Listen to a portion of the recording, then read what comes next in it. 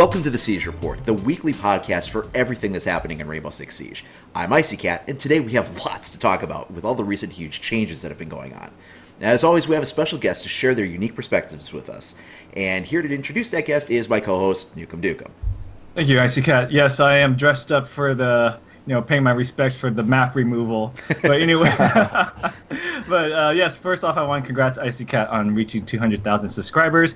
And we got an awesome guest today. I actually like his videos for his strategic mind, where you can, he gives you different options of what could happen, what couldn't happen. And it's my honor to introduce Get Flanked. What's up, guys? Thanks for having me on again. Thanks. I'm really honored to be here. And IcyCat, congrats on the 200,000. Well deserved, man. I'm Get Flanked, like you said there. I make some YouTube videos. I'm an Rainbow Six Siege addict, first and foremost. But yeah, I make videos, some of which are tips, some are commentaries. I'm always stating my opinion. And yeah, really enjoying the game and enjoy making content for it. Very cool. So I'm kind of curious, what made you get started on YouTube, and has it been surprised of just the amount of support you've been getting through it? Well, I got started pretty much like every other YouTuber in Call of Duty, and I was primarily focused on search and destroy videos, and I started making those videos because there wasn't a ton out there as far as search and destroy tips. So I started making some just very general tips and stuff for search and destroy, and got a little bit of a following through Advanced Warfare, Black Ops 3, and then Infinite Warfare came out, and I was still doing my search and destroy tips, and I didn't really like that game. I'd been playing Rainbow Six Siege casually throughout the beta and the entire life cycle, but once I stopped playing Infinite Warfare, which was very shortly after it was released, I really focused on Rainbow Six Siege and just started making content for that, and the support that I've received through Rainbow Six Siege has just been incredible. I mean, it's so crazy how many people love this game as much as we all do here and are seeking out information for it. So yeah, that's kind of my story there on how I got to where I am now. I've really enjoyed watching some of your content because you do a variety of things. Like, a lot of YouTubers will get typecast into one role or another. Like, they're known for a very specific kind of thing. But you have some interesting variety on your channel and what you bring to it. Like, you have your podcast, The Pro and the Potato, that you do, which is an interesting thing. And then one thing that I really enjoyed, a series that you did, was what did you call it? How would you, or would you? What would you do? What would you do? Yes. Yeah. So I mean, the idea of taking a situation where you actually pause your gameplay and say, this is a situation I'm faced with, and here's some possibilities, and then really breaking it down and trying to figure out how would you approach this, and then going over what you actually did and why it turned out the way it did, is such an interesting thing to bring to the community. I'm just curious. I really haven't seen too many other people do anything like that. What was sort of your inception for that?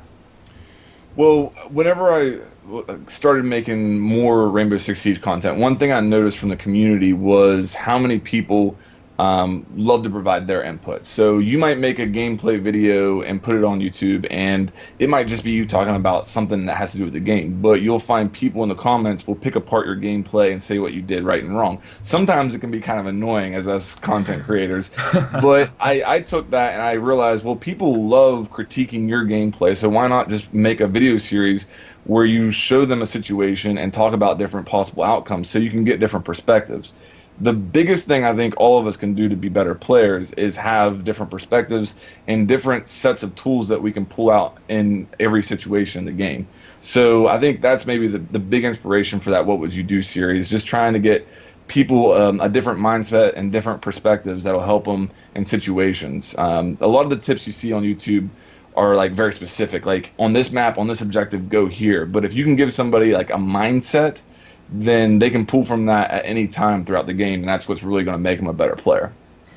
I have an interesting question. Is this your first time doing a face cam on anything? No. Okay. I was like, this is the world's first face cam we do. I don't do face cam very often, but I have done it in the past on some videos that required that kind of interaction. Yeah, very good. So this week we had a lot of new news for Rainbow Six. The maps. We got all the official teaser trailers for the operators, and then we got some gameplay leak about it. So I'll go ahead and toss it over to IcyCat to kind of debrief us on all of that. Yeah, for sure. So, I mean, this has just been a week full of news, right? So, beginning with the operators that we know about. So, we've got Ella and Legion for the defensive operators, as well as Ying for the attacking operator, and the various gadgets that they bring to the table. Of course, for those that don't know, Ella and Legion both have different types of deployable mines. They work a little differently from each other, but they're both mine-based gadgets. And Ying has what's essentially like a flashbang cluster charge as a really simple way of breaking that down. So with those kind of coming into the mix, I'm just curious, like, what are your opinions on like how these things might affect the meta? Okay. Well, I think it's very telling that both of the defensive operators are mine-based gadgets. So that would lead you to believe that as an attacker, you're going to have more things to be concerned with, that it might slow down some of the aggressive gameplay that you see. I think the first thing that comes to mind is IQ and Thatcher are both going to get an indirect buff here. I think that Valkyrie is going to get an indirect nerf here because you're going to see the IQ on the board a lot more, and that's the immediate thing that comes to mind for me. I'm interested to see. You can look at the loadout, you can look at the gadget, and you can know everything, but until you see it in the hands of the creative people that we have in this community, you don't really know how it's going to play out. You know, I mean, people are crazy what they come up with. You know, it's interesting. I actually played 4 hours of Blood Orchid last week, and I felt like I had not enough time to figure out all this new stuff going on. But when I was playing against Legion, it was almost impossible for me to find his stealth cloaking device. It was like smaller than an Echo drone, and it can be attached to walls, to grounds, everywhere. Like, you can't see it coming everywhere. So it feels like you need to like go so slowly move inside. I feel like the rush is going to be slowed down dramatically. Toss that on top of Ela's mine, where it could be attached to walls, grounds, or above your head. That just sets off immediately. It just is so crazy intense of just like how slowed down. Like, I can't rush with Ash and just kill people, even though I did since I played a bunch of press people on first-time players. But for more high competitive play, it's a whole different type of game. Is his mines lesions, like I said, are they definitely detectable by IQ, like 100%? I don't know. I did play IQ a couple times, but I just felt so slow because I was looking everywhere and the map is kind of big. From what I was told, IQ should be able to pick it up. But what's interesting about him is that you don't start off with the mines. It's like as time goes on through the game, you get like added to it, and then you can collect up to 7 maximum and just keep throwing them out everywhere for it. So, and it's crazy, once they hit you, your whole screen turns green, like it's a blood splatter on your screen green, and then you just walk so slowly, and you have to hide around some corner to pull it out, or you lose like 10 health every 5 seconds. Wow. Yeah, that's a lot stronger than I was thinking. Right. Now, it should be noted, too, that we are actually recording this the day before the official Ubisoft reveal. So we're recording on Friday, and then the big reveal is coming Saturday. So by the time you guys watch this, it'll be sort of like a day behind everything else. So, you know, we do need to make our viewers aware of the fact that we are sort of broadcasting from our Magic 8 Ball here right. in some ways. Yeah, I think it's always fun to speculate. Like, I enjoy this. And thinking about, like, what you're asking about the meta there, I mean, the Ella, are they more similar to like the smokes where you can throw them and have people run into them, or are they going to be like a mine? Like, I kind of got the impression that they were going to be more used like smoke, where you see somebody coming, you throw them in the way of them, and then they run into them. Yes, it's very similar to smoke, where I think she starts off with 3 mines, and you can just toss it and it will stick against a wall, ground, or above you, and then it's I think it's proximity, and it goes off. So you could do that. You could save it like a smoke and then toss it, or you can just set them up beforehand, or it's a good retreat mechanism. You know someone's coming after you, you can put it right behind you, so they won't chase you. And when Ella gets down, she has one on top of her, and if they're closer, you can blow it up on yourself to concuss everyone around you. But let's say someone kills you from far, they can still kill you, and they won't get hit by concussive. And you have to manually detonate that concussive mine when you're down. Interesting. Of course, now, Nukem, you've had a chance to play it. Neither of us have, so we're kind of leaning on you for some of that knowledge. Yeah, this is awesome. This is awesome. Yeah, well, thank God the embargo's up. I could talk about it. Just the gameplay embargo's not up besides that leak that came out. But, yeah, it's interesting. But what is interesting is Ying, her attacking ability, I didn't put it against the wall to see if it's a fuse cluster, but from what I read in the notes, you can do it like that, or you can time it where it's like a detonate charge where you can time the explosion and toss it under a barricade and try detonate another one. From what I saw, like her ball when she throws it, it's a very small radius. And I don't know if people got blind because it looks small. It's just like a bunch of blue sparkles all around you. And then, I hear my teammates saying they're blind, but I don't see anything since my goggles protect me from the blind. So I don't know, like, if it's just a small animation that looks like that explodes, or it actually like blows up the whole room with it. Interesting. Well, definitely make sure that we're going to be getting our hands on that and testing those pretty in depth as soon as that's all coming out, which does transition sort of into the next point, is that this content was originally slated to come out a few days after the Gamescom reveal. So it was Tuesday, August 29th. And then they announced that they were going to be delaying things by an extra week. So everybody's going to get it instead on September 5th. And then for those of you that do not have Season Pass, it will be September 12th for access to the operators. But on August 29th, they are going to go ahead and release everything for the Blood Orchid update on the technical test server. So that's kind of an interesting thing where people are getting really upset because they feel like, well, wait a minute, if we have the Season Pass, we get 7-day exclusivity, that's what we're paying for, but then if you have technical test server, you're getting it even in advance of us, and so that's just sort of an interesting thing going on there. What do you think about that? I understand where they're coming from, a lot of them. I mean, one of my good buddies is on PS4 exclusive, and he has a Season Pass. And whenever I heard it, I was relieved because I thought back to Velvet Shell and that release and how there were a lot of bugs and just it didn't go very smoothly at all. And it was coupled at that time with, I believe, a free weekend. And I remember like playing it at that time and being like, man, this is not a good impression that we're putting out here for the game. But I was relieved. I thought it was good to get those bugs worked out. But I do understand, like, if you're playing on PS4, you don't have access to the TTS unless you have a PC that can run it. And there are going to be people who may have bought the starter edition, never bought a Season Pass, that are going to be playing these operators before you and playing on the new map before you. And especially as a content creator. Can you imagine that? You know what I mean? And there are content creators who are PS4 exclusive. And in fact, this gentleman that I'm mentioning, he is. So I can understand where he's coming from. But I think when you're looking at this game, you can't look in such short term. You can't look in 1 year, even 2 years. You got to look long term. And 1 week in the long term scheme of this game is nothing. And if that week means that it's going to roll out with less bugs and that it's going to be much smoother, then in my opinion, that's well worth it. I'm in 100% agreement with you, Get Flanked, but I understand and sympathize with viewers. Like it's been over like 200 days since we got new content, like actually new, like feasible content with that. But with that being said, is just 1 week enough for them to fix all the bugs? Because like Velvet Shell came out a mess and you couldn't play it for 2 weeks. So is that technical test server enough time for people to test it for all platforms? I guess we'll find out. I mean, I think coming off of Operation Health, them delaying this took some balls on their part, for lack of a better word. But what would have been more disgraceful for them to back it up for a week, or for them to roll it out with a bunch of bugs? Coming off of Operation Health, if they release this patch with a bunch of bugs in it, that is going to be very harmful. So I understand this decision. Yeah. It's definitely something that's important to do because, I mean, as you were sort of mentioning a little bit with Velvet Shell, I mean, do you remember how broken it was when Mira came out and everybody knew you could just melee the other side of the window and completely break it from the outside, and this operator basically served not only no point, but was actually a hindrance.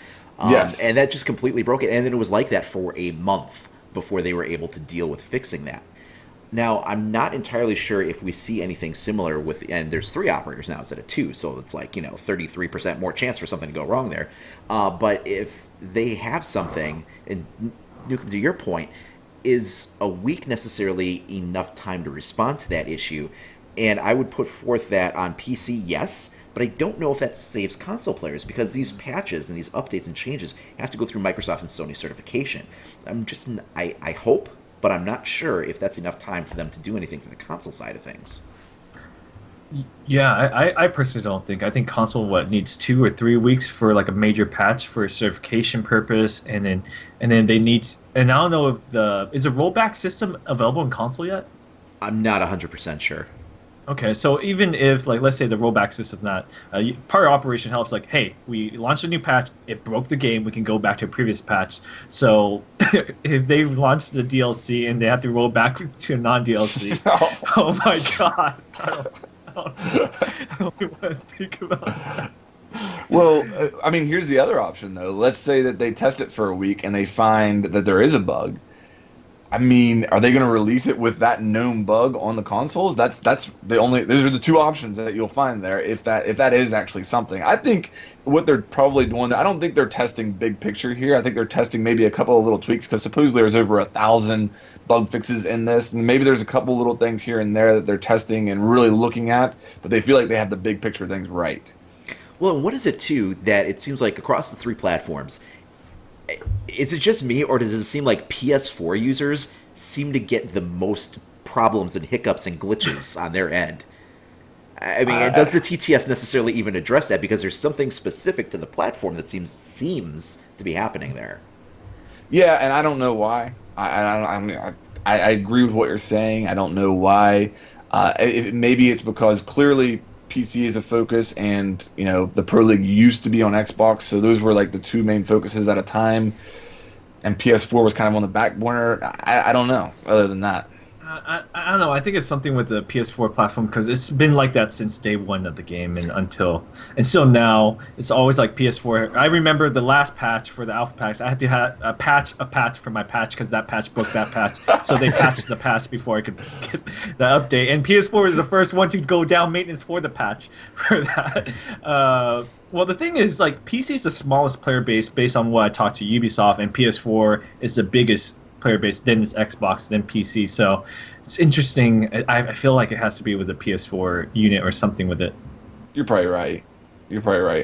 I'd love to see those numbers because I've always wondered that, and I just imagine that PS4 is biggest because it's sold the most, and I can tell just from playing that PC doesn't have the same numbers as PS4. So that's cool to hear you actually confirm that.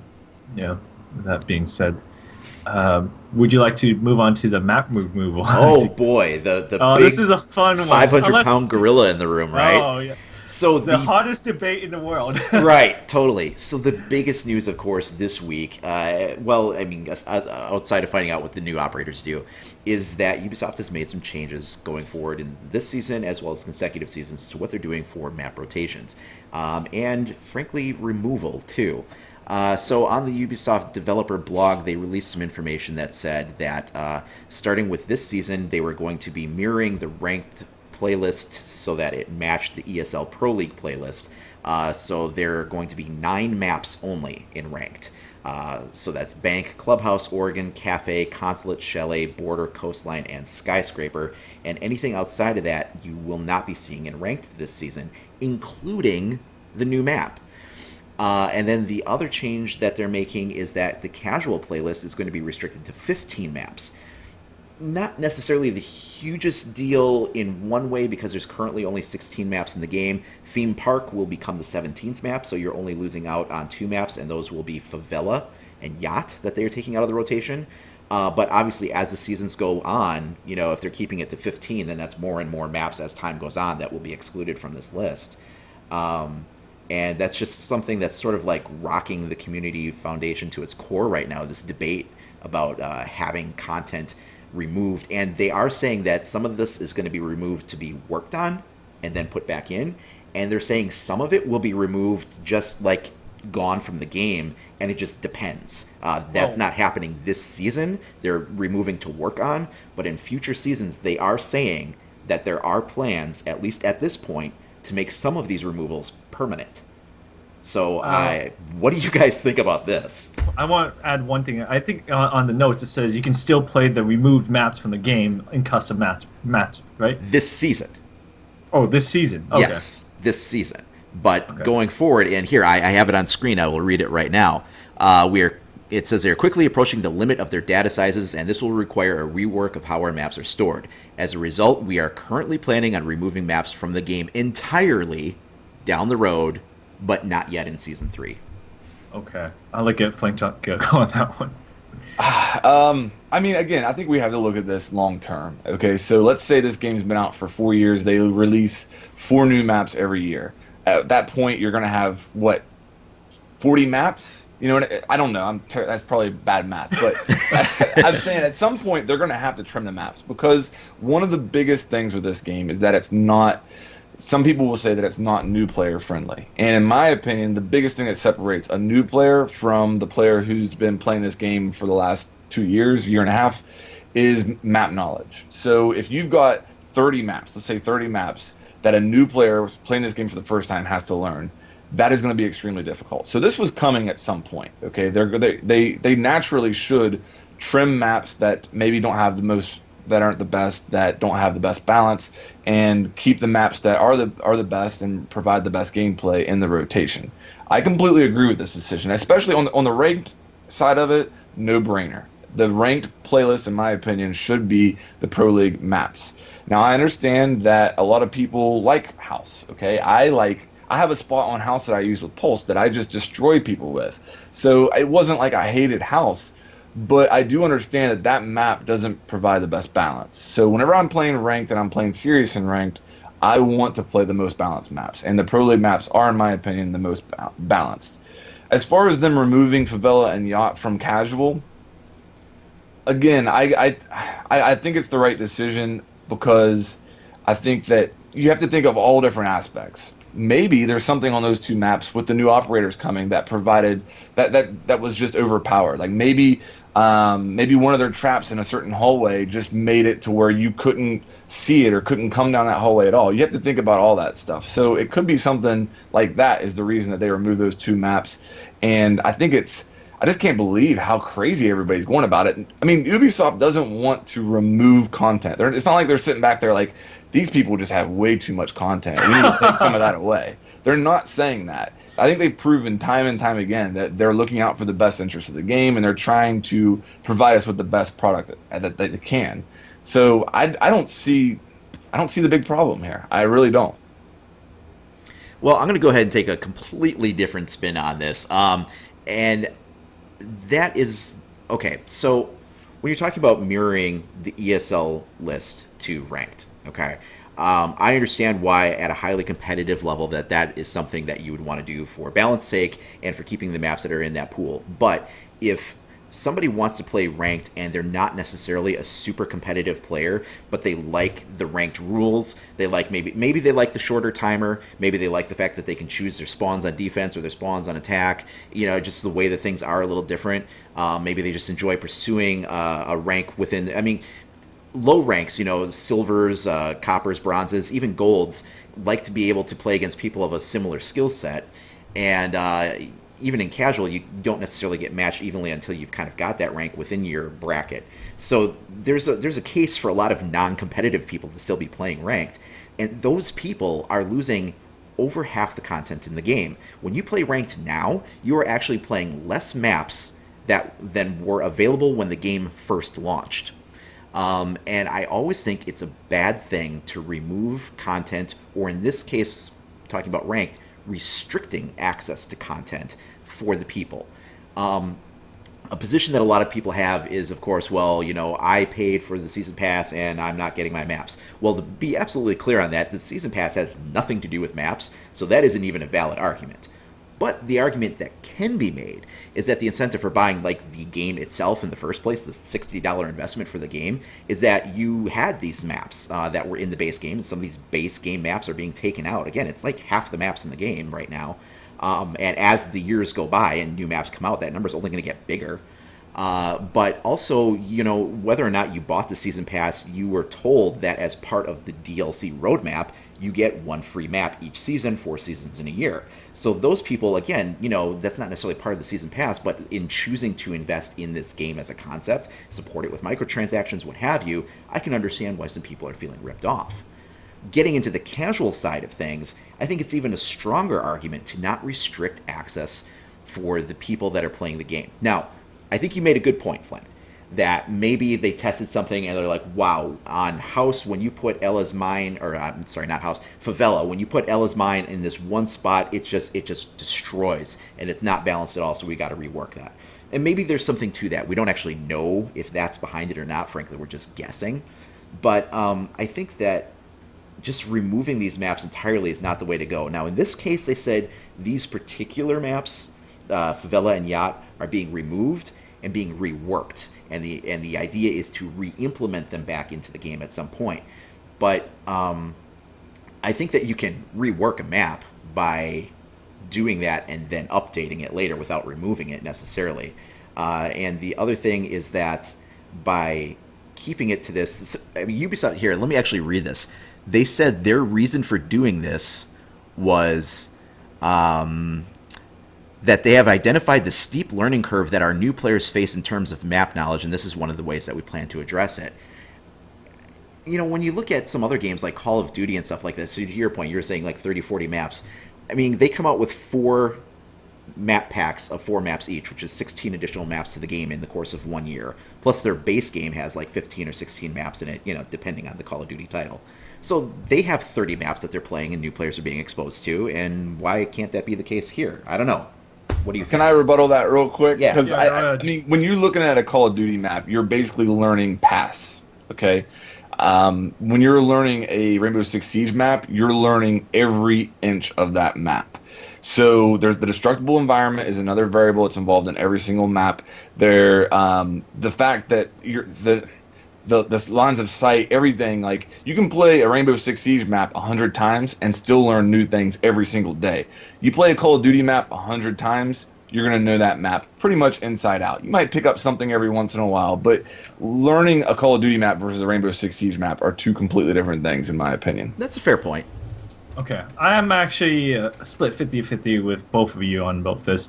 As a competitive player, you know, being high platinum and diamond for every single season, we always get pissed off when we see favelas, house, yacht. Like that's the biggest thing. And I feel like when you play competitive, you want it to mirror ESL because that's the only reason why you want to play ranked. Then if people who want to say, hey, let's have a little different game mode with a different timer, that'll be like a whole different game. So I feel like ranked has to be specified because you're trying to move up your rank or get your rank, and that's the competitive level of it. And for casual, I think it's a good idea to limit the map to 15 and rotate maps in every season. Just not remove a map completely from the game, but it's like, hey, this upcoming season we'll have these 15 maps for casual. These got removed. They'll be introduced at a later season, at a later point in time, and we're going to rework it and be exciting. It's like, hey, it's coming back. Here's a trailer of the new reworked map, and this is going to be in casual and ranked in the next season. But I don't like the idea of removing everything there, but I think 15 maps for casual, like once you get to like 20, 30, you eventually never see a map in casual. It's all like roll of dice, and you can't have a Call of Duty function the way Rainbow Six is made up, like, hey, choose the next 3 map while you're waiting in the lobby. The game just doesn't work like that. And like you said, I can find out a Call of Duty game map within like the first couple games that I know like all the in and outs, where Rainbow Six Siege is so tight knit on it. So I think it's good to limit it, but rotate maps in every season. So what happens, and okay, so now when we go into this season with the addition of theme park, we'll have 17 maps. So it's like, okay, you're losing 2 maps, whatever, you could make that argument. But what happens when, so their long-term game plan is 50 to 100 operators, they said. Now, going at 8 operators a year, you can figure that out. If they go to 50, it's about a 5-year plan. If they go to 100, it's about a 10-year plan for support of this game. So with new maps coming out at that rate, if you're only going to be having 15 every season, so every 3 months, you're going to have to get a new set of maps in. How many of those maps are you not going to see after, again, right now, not the biggest impact, but talk to me in another year and a half when we have so many more maps, or a year after that when they're on year 4 and they've gone to a 5 to a 10-year support plan for this game. How many maps are you just going like a half a year, 3/4 of a year without even seeing? Restricting that access is, I think, from a consumer standpoint, crap. Why not introduce like a vote system? Like you had just mentioned, you didn't think, Nukem, that a Call of Duty vote map system would work. I'm curious why you'd think that would be the case. No, I would love it for this game. Oh, okay. But the way the game's built, you can't do it. It's like bring a squad with me. It's like every time you finish the game, it's like finding a new lobby. It's not like you're waiting in one lobby and it's on one server and just rotating through that server. It's like it's a whole different style. If they can somehow do it, then I'm so up for it. What do you think about that, Flank? The map vote system would be awesome. I think it could be done. It would just require like Nukem's saying there, a little bit of a rework. I get what you're saying with over time, this is going to be a bigger deal than it is right now. And that's certainly a fair point. But the way that I look at that is over time, the more maps that are introduced, eventually we're going to end up with maybe 15 to 20 really good maps because they're going to be whittled down over time, and the ones that aren't balanced will be kicked out, and the ones that have the good balance will be kept in. That's the way I look at it personally. I don't know. It's kind of hard to say because I see all the YouTubers are all like posting on Twitter saying they support it, and it seems like more the casual players are, from just generally speaking, is against it. I don't know what you guys think about it. I think that is a very accurate sentiment of what's going on in the community right now. I mean, I think one thing that would be good is to leave casual more or less alone and introduce a map voting system where, it would say, like, maybe it would be map and mode or something like that, but, just have, like, 2 options and then a random if one of them isn't picked or something like that. So that way that players in that pool can influence it still. But then for ranked, I understand why people like the limiting it to 9 and having very properly balanced maps. But I also understand why people that do play ranked aren't necessarily all trying to be pro players. They aren't necessarily trying to be super competitive tryhards.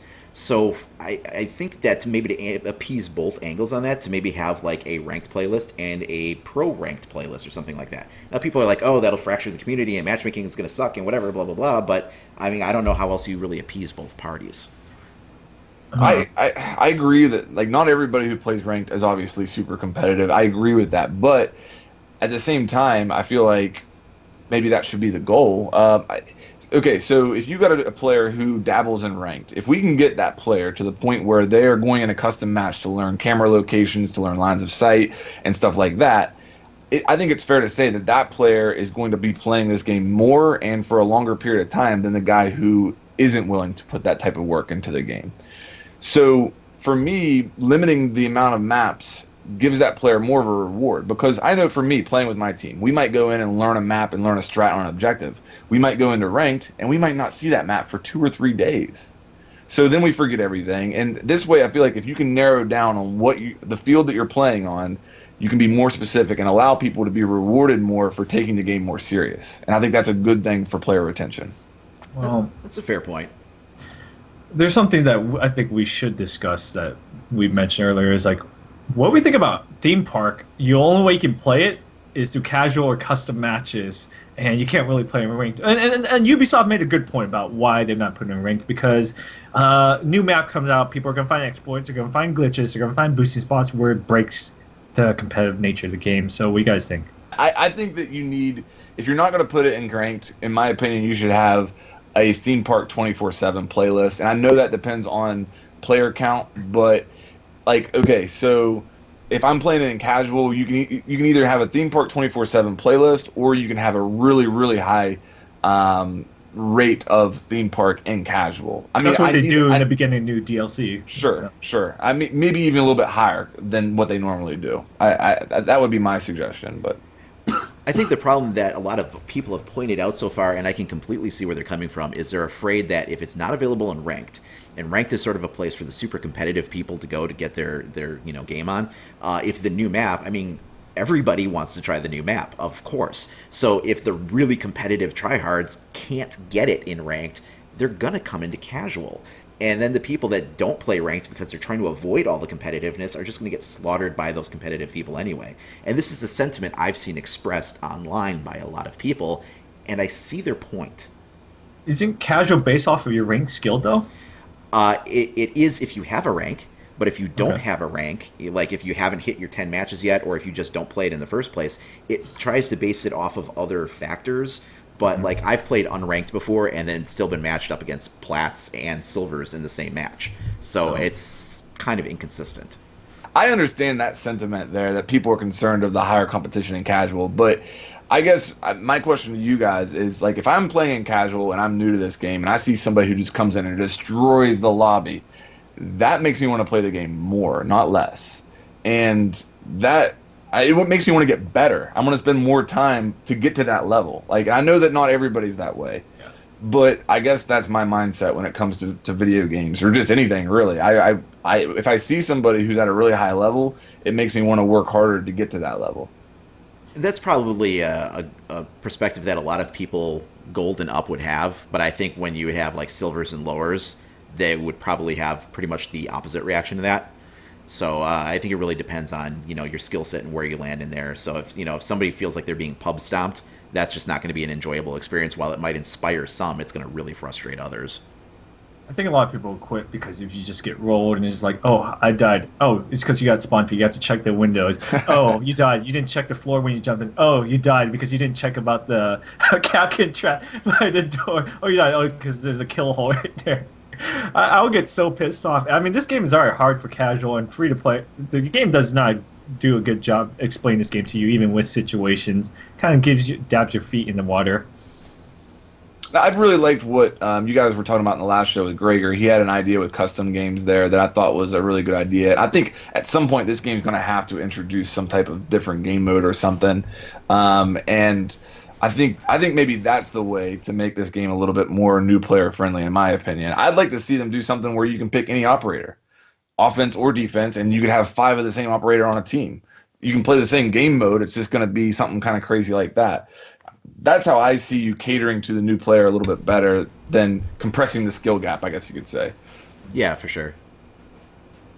Huh.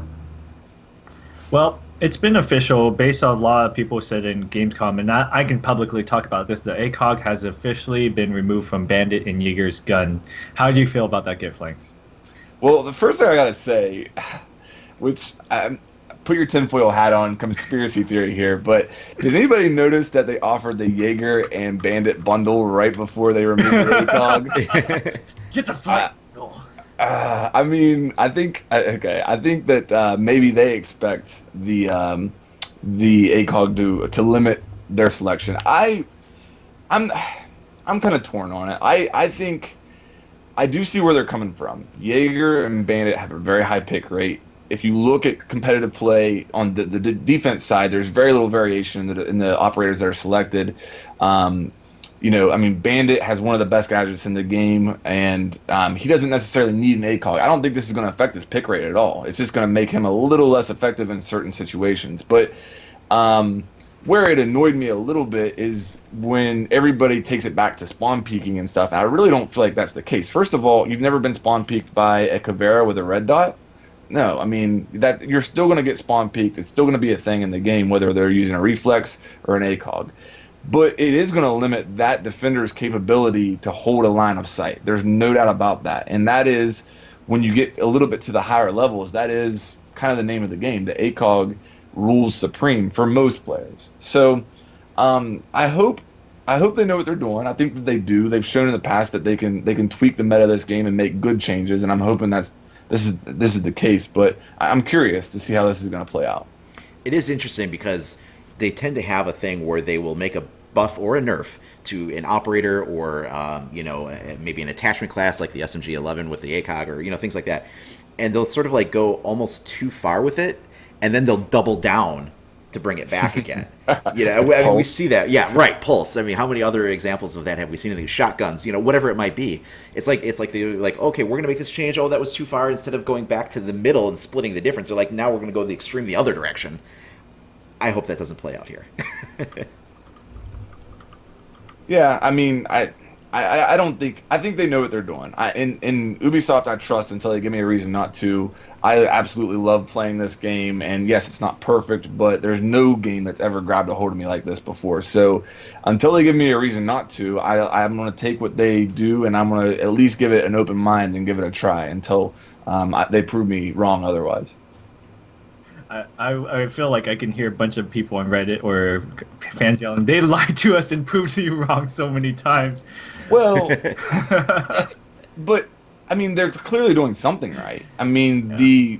the metric of this game as far as growth and how it appeals to people is they're clearly doing something right. Yeah. I mean, you can't argue that. And this isn't an easy swallowed game. An easy to swallow game. The fact that this game is as popular as it is really amazes me, in all honesty. There's no campaign. It's a very narrow game, so I trust it. Yeah, they are doing some right. I think this is the only game, AAA game, that keeps going up in player count and sales versus every single company goes down after the launch of a game. So they do have something gold in hand. They know it. I think they just need to put a lot more resource into it. But anyways, Get Flanked, thank you so much for coming to the Siege Report this week. If anyone wants to check out your content, how can they find you? Obviously on YouTube, if you type in the search bar, get_flanked, I should be the first channel that comes up. I'm pretty sure I am. So you can find me there. I stream on YouTube as well. I'm one of the few people that do that still, I think. And on Twitter, @get_flanked. I'm always happy to have fun in there. So awesome. Anyways, thank you guys for coming so much. If you guys have any people in the community who would love to be on the Siege Report, contact them, tweet them, and have them contact me, and we'll try to get them in. Thank you guys for watching. We'll see you guys next time.